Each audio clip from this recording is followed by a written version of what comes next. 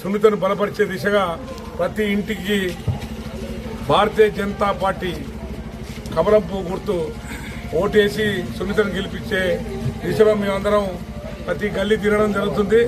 ప్రజలందరూ మేము వెళ్ళకముందే కమలం పువ్వుకు మేము ఈసారి ముందుసారి టీఆర్ఎస్కి వేసినాం, తర్వాత కాంగ్రెస్కి వేసినాం. ఈసారి తప్పకుండా కమలం పువ్వు మీద పోటీ చేసే సునీతకే ఓటేసి గెలిపిద్దామని ప్రతి ఒక్కరు బ్రహ్మరథం పడుతున్నారు. కావున సునీత గెలుపు ఖాయం.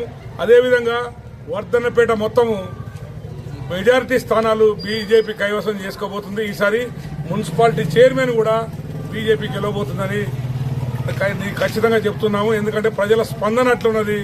రెండు పార్టీలతో విసిగిపోయి ఇప్పుడు భారతీయ జనతా పార్టీని గెలిపించే దిశగా ప్రజలందరూ మాకు స్వాగతం చెప్తున్నారు. ఇదే దిశగా రాబోయే రిజల్ట్స్ కూడా 11వ తారీఖు పోలింగ్ తర్వాత 13వ తారీఖు రిజల్ట్ కూడా మా భారతీయ జనతా పార్టీ అభ్యర్థులే మెజార్టీగా గెలిచి మున్సిపల్ చైర్మన్ సీట్ కైవసం చేసుకోబోతున్నామని చెప్తున్నాం.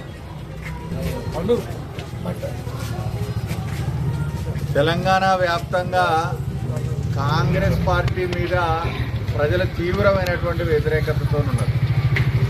ప్రధానంగా తెలంగాణ వ్యాప్తంగా జరుగుతున్నటువంటి మున్సిపల్ ఎన్నికల నేపథ్యంలో ప్రచార సరళిలో ఇది చాలా స్పష్టంగా కనపడతా ఉంది. గత 2 సంవత్సరాలుగా కాంగ్రెస్ అవినీతి పాలన ఏదైతే గతంలో 10 సంవత్సరాల పాటు బీఆర్ఎస్ ఏ రకమైనటువంటి అవినీతి పాలన చేసిందో అదే పాలనను కాంగ్రెస్ ప్రభుత్వం కూడా కొనసాగిస్తున్నదని చెప్పి ప్రజలు చెప్తా ఉన్నారు. మరొక పక్క నరేంద్ర మోడీ గారి యొక్క నాయకత్వంలో దేశము పురోగమిస్తూ ఉన్నది. ఇలా స్థానిక సంస్థలకు లేదా మున్సిపాలిటీలకు పెద్ద ఎత్తున నిధులు ఇస్తున్నది నరేంద్ర మోడీ గారి ప్రభుత్వం తప్ప గతంలో బీఆర్ఎస్ చేసింది ఏమి లేదు, ఇప్పుడు కాంగ్రెస్ కూడా చేసింది ఏమి లేదు అనేటువంటి విషయం తేట తెల్లమైనటువంటి నేపథ్యంలో మున్సిపల్ ఎన్నికలలో ఇలా కాంగ్రెస్ పార్టీకి కర్రు గాల్చి వాత పెట్టాలనేటువంటి ఆలోచనతోని ప్రజలు ఉన్నట్లుగా అర్థమవుతా ఉంది.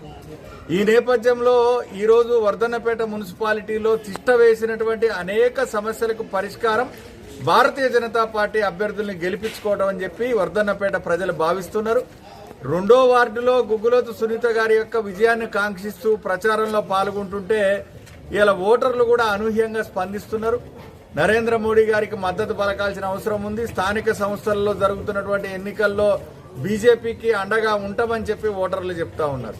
ఇదొక మార్పుకు సంకేతంగా భావిస్తా ఉన్నాం. భారతీయ జనతా పార్టీ తెలంగాణలో ఒక ప్రత్యామ్నాయ శక్తిగా ఈ మున్సిపల్ ఎన్నికల్లో నిలబడబోతా ఉంది. ఎక్కడ చూసినా తెలంగాణ వ్యాప్తంగా భారతీయ జనతా పార్టీకి అనుకూలంగా ప్రజలు స్పందిస్తా ఉన్నారు.